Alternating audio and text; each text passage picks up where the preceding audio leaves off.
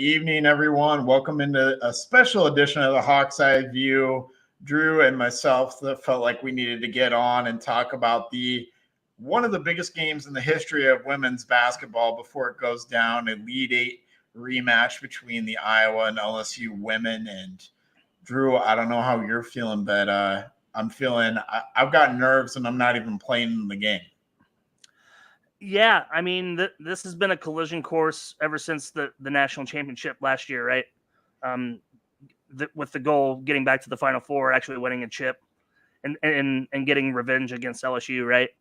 This is it, man. Like, this is I can't fathom right now to think that it could be Caitlin Clark's last game. Mm-hmm. I haven't accepted that yet. No. Nor should I, because I think they win today. Well, we're not burying the lead here. Nope, so, not at all. No. I mean, I'm not surprising anybody. In fact, I think they dominate. I think it's like 81. I think it's like 81-67, something like that.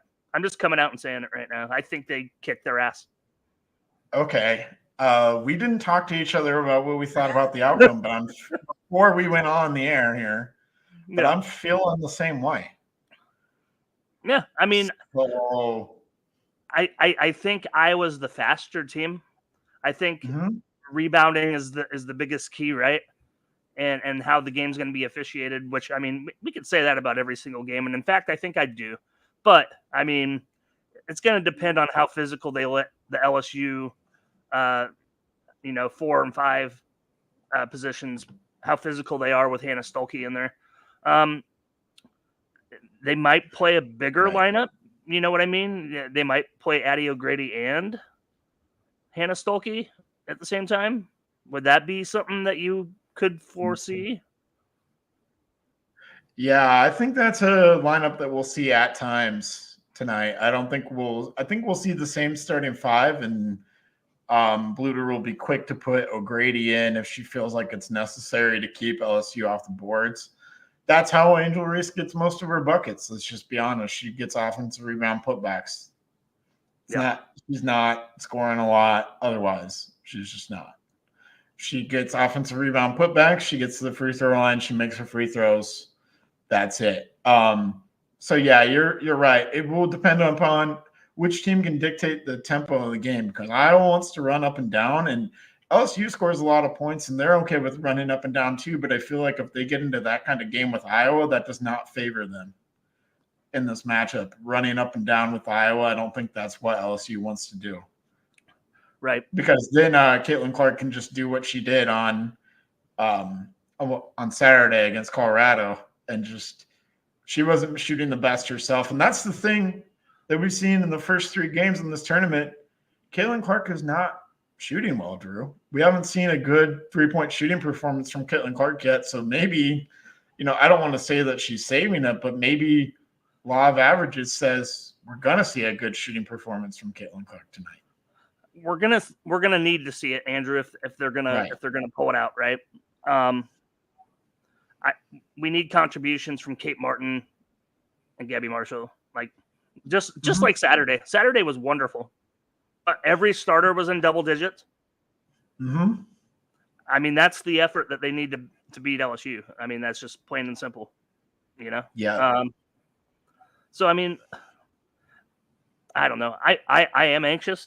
But I mean, over 10 million people are going to watch this game too, just like last year. Right. I mean, what a night for women's basketball in general. Like, for sure. and then the nightcap isn't a crap game either. It's a loaded night for women's basketball. I mean, we've got Caitlin Clark and Angel Reese and Flo J and Haley Van Lith in one game versus Anissa Morrow too. I can't forget her. And then you've got Paige Beckers and Aaliyah Edwards versus Juju Watkins and USC. It's like all the stars in one spot. It's really like a Final Four night, but it's an Elite Eight night. Yeah. It's really weird. It is. It's really weird, Andrew. Like, right. I mean, the final's not even a week, is a week from today. Like it feels like a final. It feels like a Final Four. It really does. I mean, it's that they're meeting now, but I'm glad they get the opportunity to do so. You know, I mean, it doesn't always line up to what you hope it to be.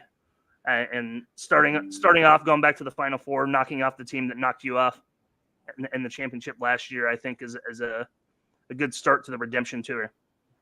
Right, and it's a legacy game for Caitlin Clark, right? It adds to her legacy if she's able to pull this out. I was thinking about this, and I can only speak for myself, but I wasn't around for Larry Bird in 1979. We're taking Indiana State to the national championship. I was not either, Andrew. Yeah, neither one of us were, but I know about it. I know how it was all framed, and to me, this Caitlin Clark thing is in a very similar spot to that. With you've got Caitlin Clark and her cohesive team against, a Michigan State team that's loaded with talent, right? Magic Johnson, Larry Bird, right? So it's kind of like a historic thing like that. I'm thinking of it as a moment for women's basketball that's like that. I also don't want to make Michael Jordan comparisons, but it's kind of in a way LSU is kind of Caitlin Clark's Detroit Pistons as well. Remember how the Detroit Pistons kept roughing Michael Jordan up and beating him up, and then he finally broke through. And once he broke through, it was over. Yeah, and that was that, right? And he had defeated the Detroit Pistons for good, and it didn't matter. They couldn't do anything about it. So that's kind of this moment for Caitlin Clark too, right? So I don't want to say that she is Michael Jordan or whatever. Maybe you do, but those are the things that I thought of when I was thinking about this game. Yeah, I mean, her legacy hangs on the balance for sure. Everybody on the what they call bad TV, right, on all these ESPN talk shows are saying, what's it mean for Caitlin's legacy? You know, is Caitlin the GOAT if she wins a championship this year? This, that, and the other. Like, I mean, it's so. I don't know. You can find the argument either way you want to look at it, right? Like, of course she can't be the GOAT. They had 0 championships. You're the best to ever do it and not win a championship, you know? But like Right. all these people on bad TV were talking trash, like, Iowa doesn't have anybody but Caitlin Clark. Like, have they not watched a minute of this women's team? No, they haven't. This team is better than last year's team. Right? Would you say that? Yeah, I wasn't so sure about that at one point, but I think now with the way it's come together, I think it's different for sure. But I would say better. Yeah. So I mean, I don't know. Just the continued disrespect of the rest of Caitlin's teammates is kind of bugs me. Right. So I mean, this game is just as much for them as the others, right? You know, it's Kate Martin's last go around. It's Gabby Marshall's last go around. Haven't heard anything about Molly Davis. I'm assuming like maybe questionable for Final Four weekend. Maybe, like, I don't know. David Eichholt was just on the drive with Heather and Sean. Listen to that. I didn't hear anything specifically Molly Davis, and I don't know if we should expect to. Like if they move, if doubtful. Yeah.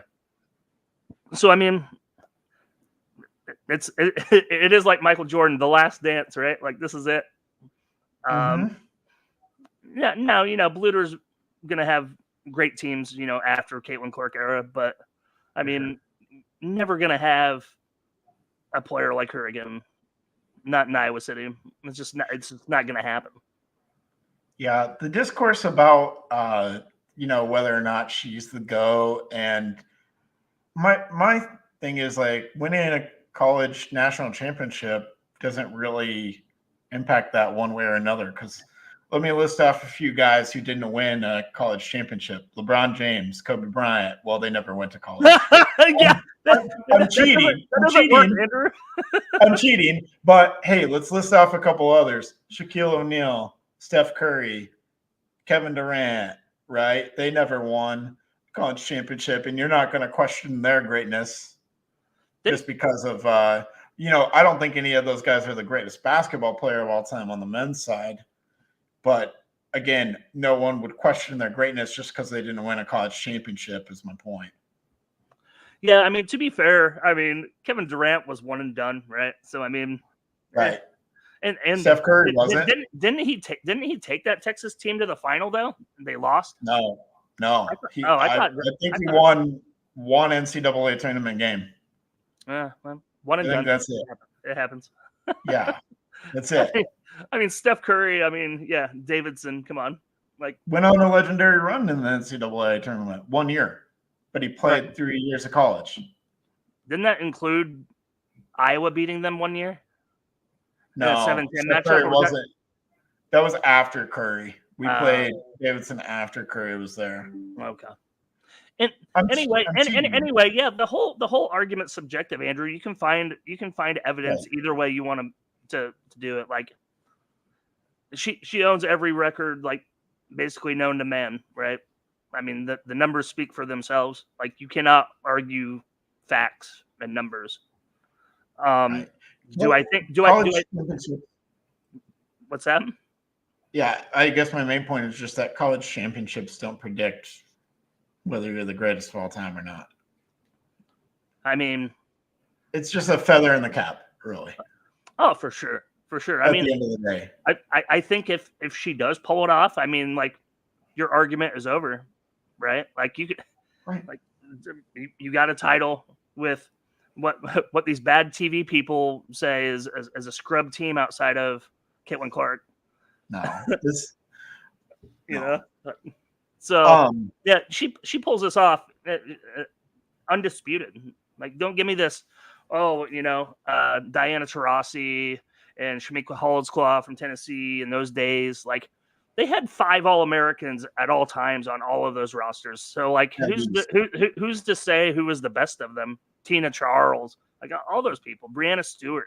Like, if you're really disrespecting the rest of the Iowa women's team like that, you might as well give her flowers too. Then, it's like trying to tell me that Bill Russell is the greatest men's player of all time.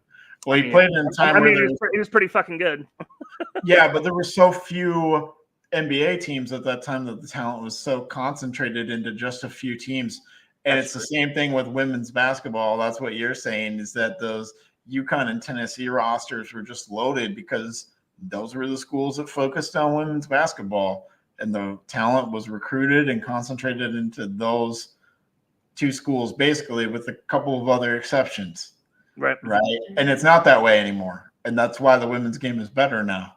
Oh, it's great. Because the talent is like spread out and a lot more teams are invested and care about women's basketball. But let's push it forward to tonight. Kind of the way I see this is it's like contrasting teams, right? You've got Iowa on one side where cohesion, having fun, having joy, playing the game is a big part of their success and the reason why they are where they are.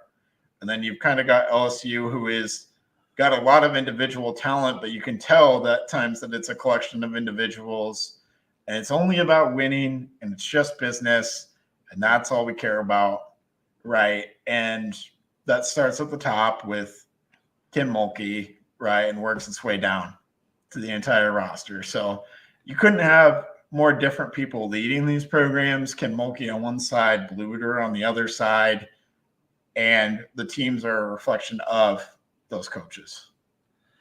Yeah, I mean, I think you could not have explained that any better. I 100% agree.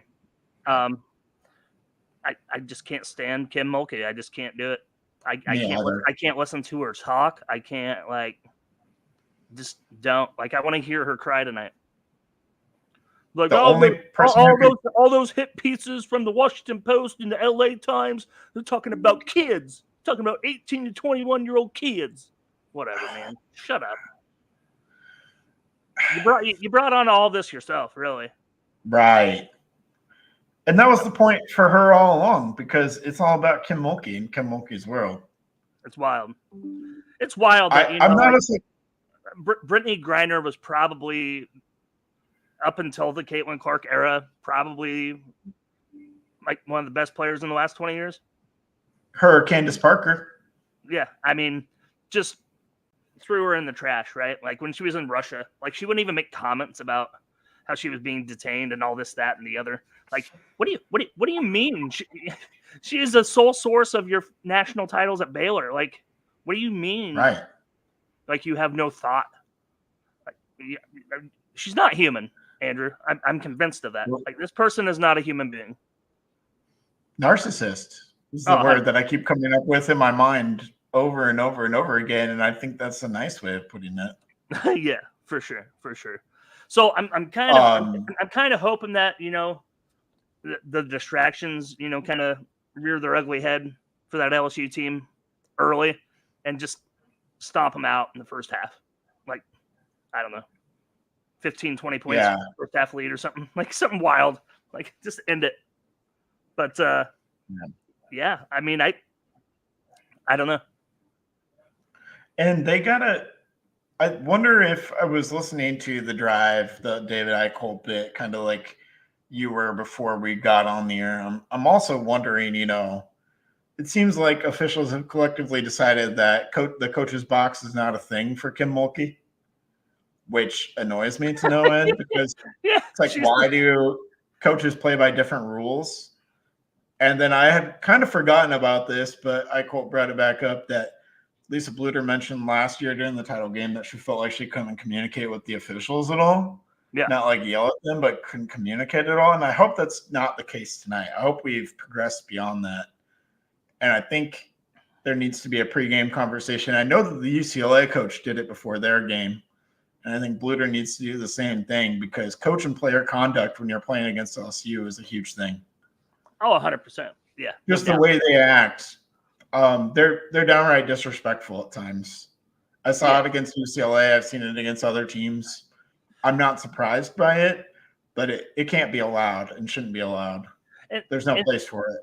And to me, Andrew, it's not the argument that people are making too. We're like, well, what do you mean when the men's teams do it? We cherish that and we appreciate that as competitivism and and this, that, the other. But then when women do it, it's not acceptable for women to behave like that. I call bullshit, man. Like, I mean, me too.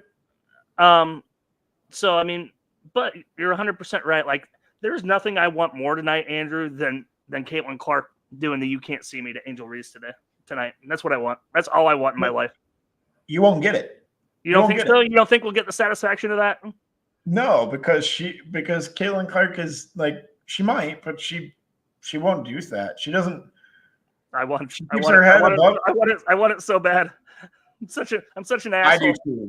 I do too, but I don't think it's coming because I think she's above it. Right? You heard her post-game interview after Iowa beat Colorado, and all she could do was compliment LSU. Well, they've got a great team. Well, they're good. They're well coached. They're a great team. Right?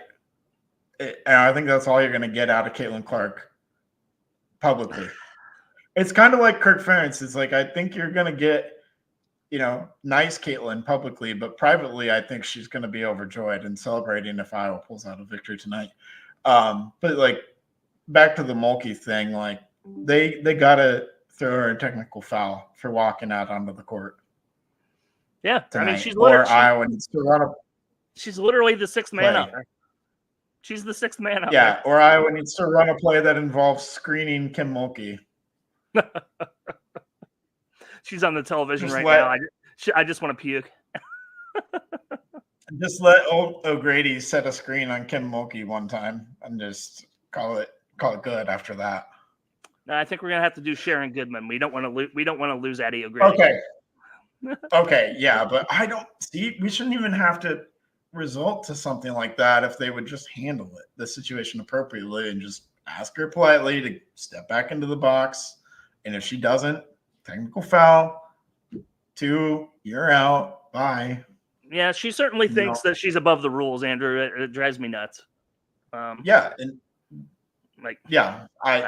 the whole thing. Is she thinks she's above the rules and people go along with it. I don't like it.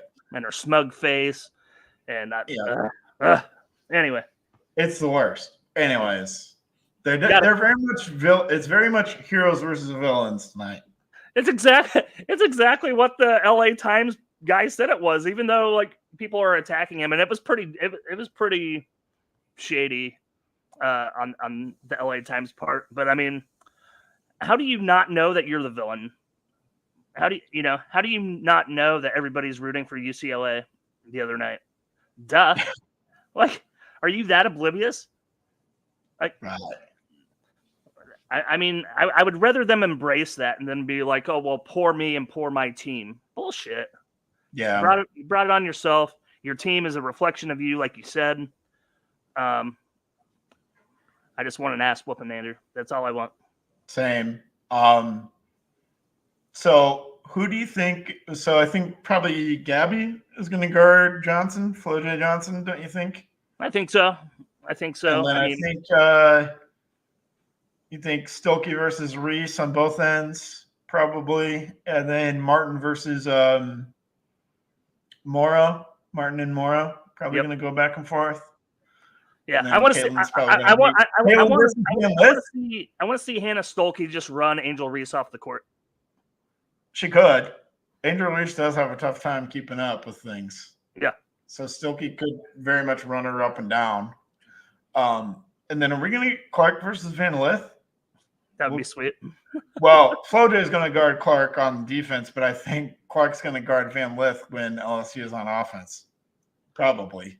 I mean, and then let's be fair, Andrew. Caitlin Clark is not exactly a premier defender. No, but you don't have to be with the way they use Van Lith. They stuff Van Lith in a corner and just say, "Wait for the ball, Haley." I can't believe she transferred there because like it has tanked her draft stock. It has tanked her career. I mean, career lows and basically everything. So I mean, and for what, a title? Like whatever. Potentially, not even maybe. Call her the female Durant. Right. Well, no. I mean, Durant had success, right? Durant was able to figure it out and work with Curry, and he was the best player on that team. In both years, back-to-back MVPs, right? Right. Finals MVP. I can't think of a situation in basketball like this where you went to a team to ring chase and you could have been like the premier team on like a Louisville team and just stayed there. And now she averages like what, 6 points, 7 points. And that's not the Haley Van Lith game. You don't want to just stuff her in a corner and say, wait for the ball. She should be on the ball. She should be initiating, creating your offense. Yeah. All kinds of things. And yeah, I don't know. I mean, it was interesting because we're calling it a rematch, but these are kind of different teams. I mean, on both sides. And I can't remember who it was. Can you remember the name of the woman who came out against Iowa in the national title game and hit a bunch of threes? I can't for the life of me remember it because it was some gal that came off the bench. I can't remember. Hit a bunch of threes. And she shot like 20% on the year, but she made a bunch of threes, and it wasn't even like Angel Reese's numbers or Flo J's numbers or anybody else's numbers that really did Iowa in. It was this random person off the bench who kind of torched us. Yeah. Yeah, for sure. I can't remember what her name is either, but I do recall that pretty vividly, like just out of nowhere. It felt like Iowa was actually in control of that game until that kind of happened. Or like they were right in it. It was going to be neck and neck the whole way. And so I don't even know. And that nonsense team technical assessed to Caitlin and like the foul trouble, like all that nonsense. Like that can't happen tonight. Yeah, right. Well, here's the thing: is some BS is going to happen because women's basketball officiating as a whole just poor. It's trash. Yeah, just poor. It hasn't kept up with the speed of the game, the way that the game has changed, which is unfortunate. Right. So, any other points you kind of want to make? Well, one last point that I wanted to make and that I was looking up right here. I don't even know how deep LSU goes into their bench, but my sense is that they're not very deep because they have so much invested in their starting lineup. Yeah. I think they maybe go 7 deep. I'm looking it up as we speak right now. In terms of minutes played, I think they go, really 8 deep maybe. They play Del Rosario as a backup to Reese when they need it, when Reese gets into foul trouble inevitably. Wait, no, I'm sorry. That's, not 8, 7 deep, because Samaya Smith and Kateri Poole's no longer on the team. Samaya Smith has played 7 games. I don't know what the situation is there, but she's not playing any longer after those 7 games. So, they have Poa and Del Rosario off the bench. So foul trouble, if LSU gets into it early, going to be a big story in this game. That should be Iowa's goal. Try to get LSU in foul trouble as best as they can. 100%. So, all right. You said 81-67 Iowa? Yep. All right. Can I Price Right you and go 82-68? Absolutely. Why not? All right. Sorry, 83-69. I just got to throw that in there. I'm a juvenile. I'm so sorry. I can't help it. This is great. All right. 6 o'clock Central Time, ESPN. Get there if you aren't already aware. It's going to be one of the biggest games of the year, biggest games of all time. Enjoy it as best as you can, Hawkeye fans. Don't know when we're going to be in a spot like this again, so enjoy it as best as you can. And we will hope for the best. We will hope for an Iowa win. And as always, go Hawks. Go Hawks.